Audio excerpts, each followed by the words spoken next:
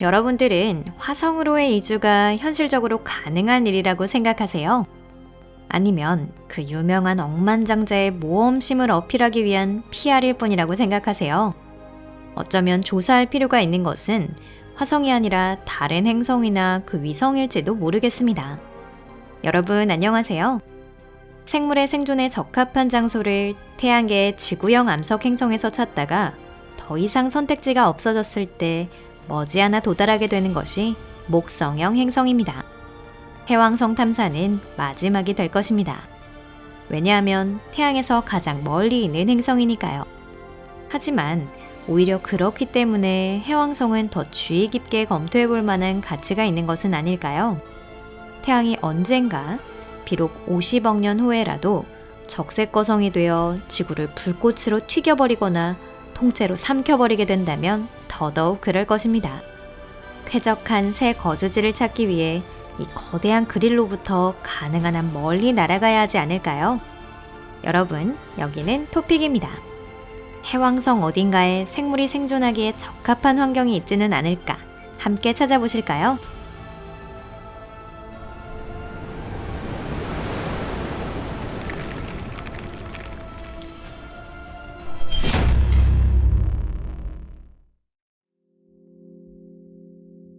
해왕성. 해왕성은 태양계의 제8행성으로 알려진 행성 중에서는 태양계에서 가장 멀리 떨어져 있습니다.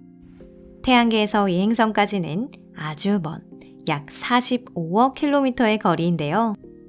이주지로서 꼽는다면 당연히 대체 왜? 라고 의아해 하시겠죠.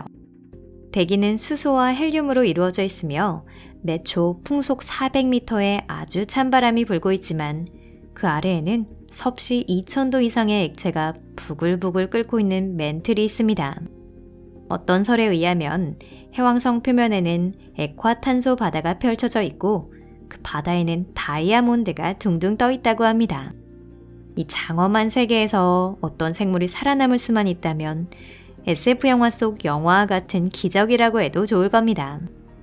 해왕성에서 사는 것을 가정적으로 상상해 본다면 너무나도 비현실적이기 때문에 더 쾌적한 장소를 찾는 것이 좋다고 할 수 있습니다.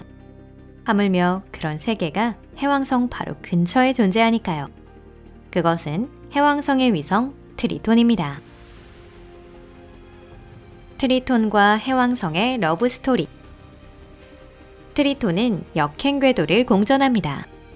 즉, 해왕성의 자전 방향과 반대 방향으로 움직이고 있죠. 이는 현재까지의 지식에 의하면 행성과 위성이 각각 우주의 다른 장소에서 탄생했다는 증거가 됩니다.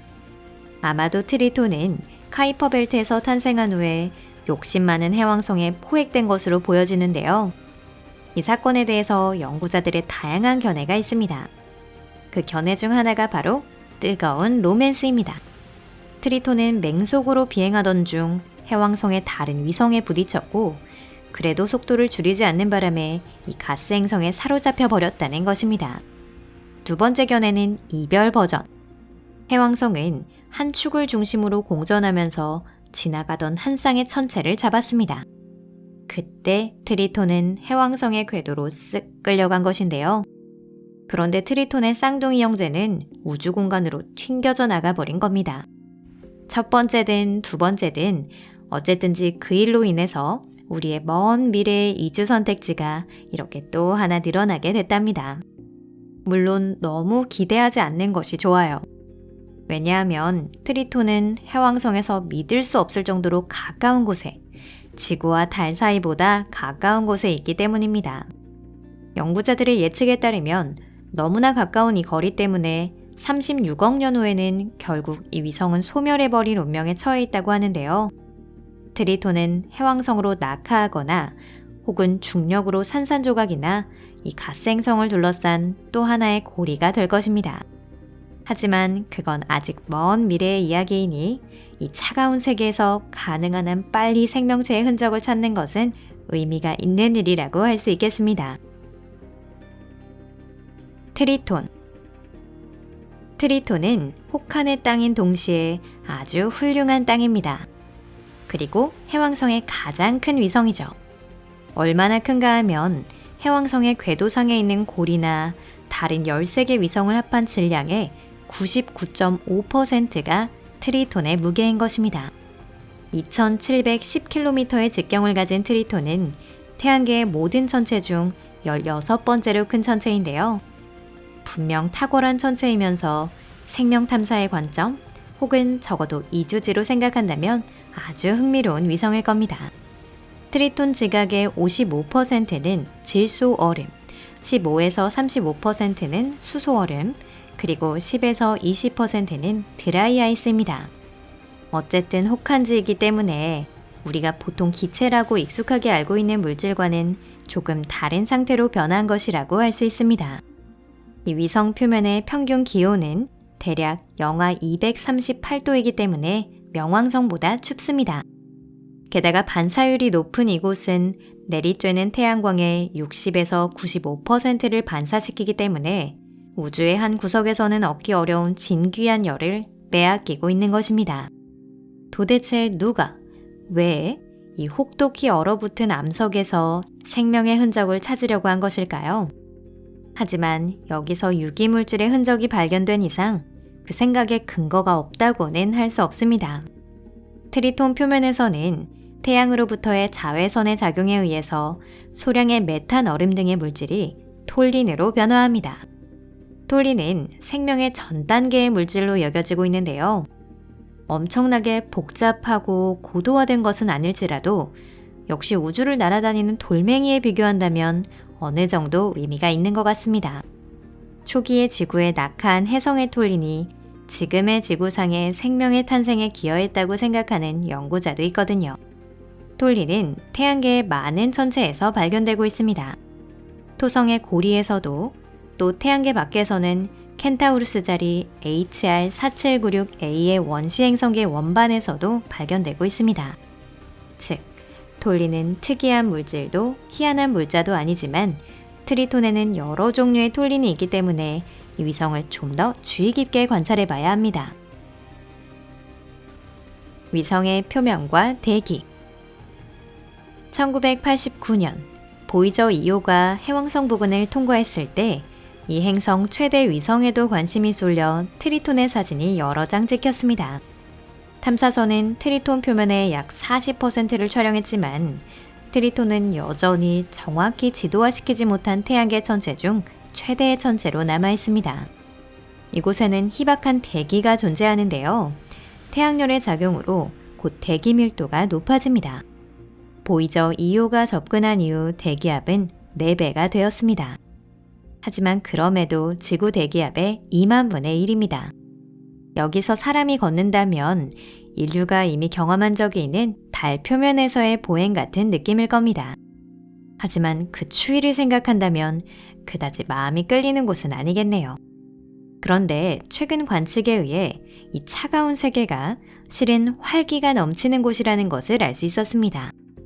옆을 비행하던 보이저 2호를 통해 멋진 풀룸이 지표에서 150km까지 퍼져나가면서 수킬로미터 높이로 솟아오르는 액체 분출이 관측된 것입니다. 트리톤에 계속 형성되는 얼음 지각과 넓고 평평한 지면은 이 강력한 간헐천과 활화산에 의한 것입니다. 상상해보세요. 리바이어던이라고 불리는 화산이 물과 약간의 암모니아를 성분으로 하는 얼음 용암류를 분출시키고 그것이 지표의 호수로 흘러드는 모습을 말이죠. 그렇기 때문에 트리톤은 표면이 결빙되어 있기는 하지만 물을 성분으로 하는 수역이 발견된 유일한 천체로 간주되고 있는 것입니다. 잠시만요. 그런데 물이 지표로 솟구치고 있다라고 한다면 액체의 물은 어디에 있는 걸까요? 연구자들의 예측에 따르면 트리톤 내부에는 암석과 금속으로 이루어진 핵이 있고 그 주위를 둘러싸는 듯한 물의 멘틀이 있다고 합니다. 이 위성의 얼음 지각 아래에는 엄청난 힘을 가진 물의 지하 바다가 펼쳐져 있어 막강한 힘으로 지상의 간헐천을 내뿜고 거기에는 유기물일 가능성을 간직한 미지의 물질이 포함되어 있을지도 모른다는 것입니다. 그런 바다가 있다면 그곳에 생물이 서식하고 있을 가능성은 높다고 할 수 있겠죠. 그렇게 말할 수 있는 것은 우리가 살고 있는 지구에도 섭씨 영하 20도의 조건에서도 별탈 없이 살아가는 혼행성 생물이 있기 때문입니다. 또한 섭씨 영하 196도에서 얼린 후에도 계속 살아있는 세포도 있습니다. 예를 들어 정자도 이 과제를 어렵지 않게 클리어할 거예요. 즉 트리톤에서는 어떤 형태로든지 생물을 만날 기회가 있다는 것입니다. 트리톤으로 향하는 도전. 트리톤의 더 자세한 조사. 그것은 천문학자들이 큰 관심을 가지고 검토하고 있는 과제입니다. 나사에서도 이 위성에 새로운 우주 탐사선을 보낼 구상이 있었지만 실현시키지는 못했는데요. 예를 들어 트라이던트 미션이나 넵튠 오디세이 미션 등입니다. 어쩌면 가장 먼저 이곳에 도착하는 것은 중국의 탐사선일지도 모릅니다. 선소 계획의 일환으로서 중국은 앞으로 10년 정도를 두고 2대의 탐사기를 우주에 보내는 것을 계획하고 있습니다.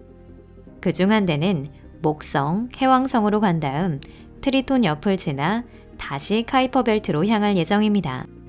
실제 그것이 실현될 것으로 보이는 것은 2038년으로 아직은 멀었고요.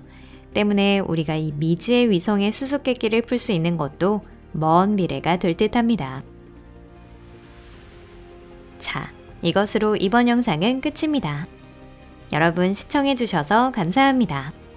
언젠가 인류가 이 물의 화산 나라에 대한 조사에 성공하기를 진심으로 바랍니다. 이 내용에 흥미를 가지신 분들, 그리고 이 영상을 즐겨주신 분들은 좋아요와 SNS 공유를 부탁드립니다.